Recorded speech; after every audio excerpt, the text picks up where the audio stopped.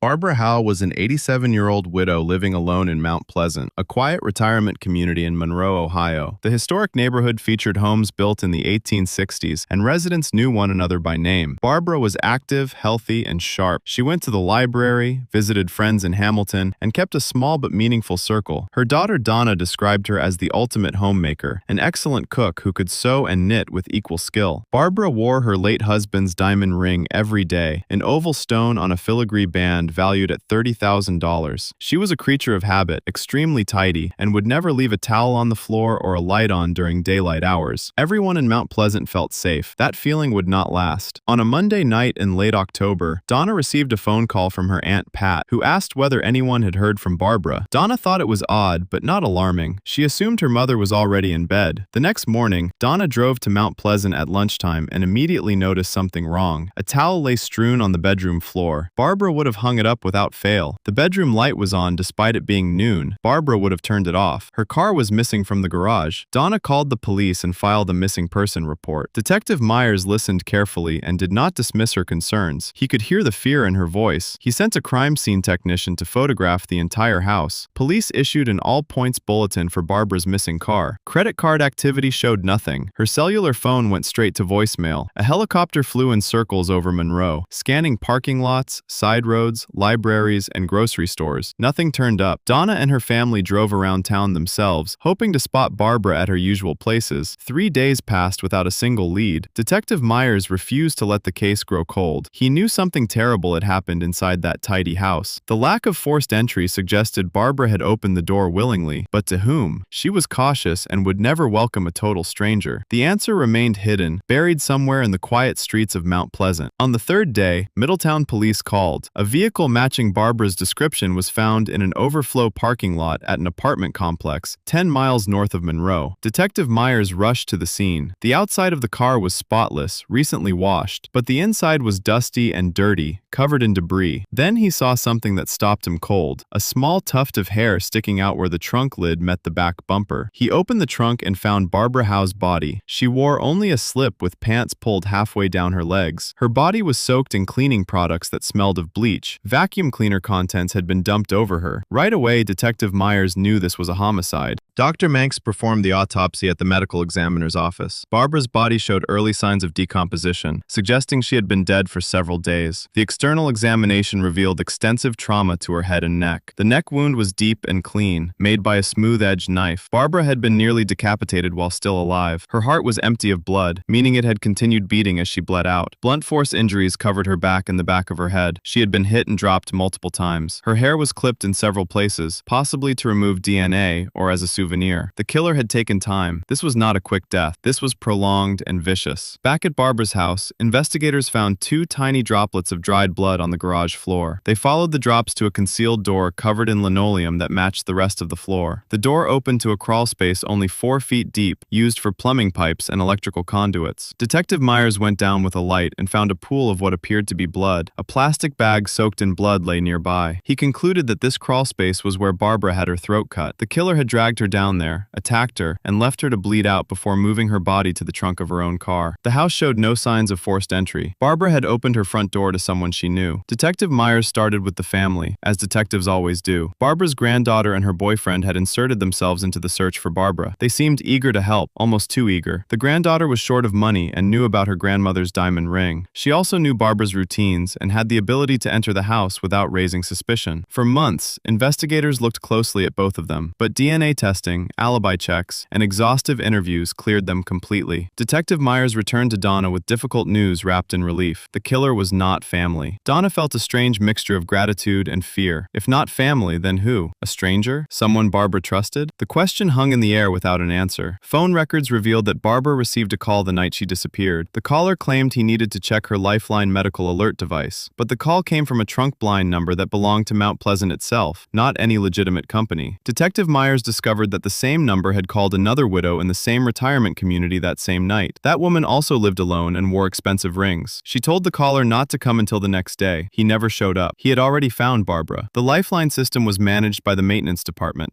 Someone working there would know which residents lived alone, which had valuables, and which would open their door to a familiar face. The killer was likely an employee. Detective Myers received a call from his own brother, who said something had been bothering him. His brother's name was Daniel French, a former maintenance worker at Mount Pleasant. Daniel had hugged him and said, "I love you," shortly after Barbara disappeared. That was out of character. Daniel was a loner, a recluse who read crime novels and studied how killers evade detection. He had left town 2 days after the murder. Myers checked taxi records and found that a man matching Daniel's description had taken a cab from a Walmart parking lot in Middletown, less than a mile from where Barbara's car was dumped, back to Monroe. Walmart surveillance video confirmed it was Daniel French. He had completed the circle. He drove the car, dumped the body, walked to Walmart, and lied about his car breaking down. Daniel French's son gave DNA that partially matched the unknown male DNA found on the crawlspace cover. When French turned himself in after 2 months in hiding, he gave his own DNA. It was a direct match. But French claimed he had been in that crawlspace years earlier while working maintenance. Then Detective Myers found the cleaning lady. She had mopped the crawlspace cover months after French left Mount Pleasant, washing away any old DNA. The DNA they found could only have come from the night of the murder. Confronted with this evidence, French confessed. He admitted to killing Barbara Howe. He took her diamond ring and claimed he threw it away. He was sentenced to life in prison without parole. The wolf had been caught.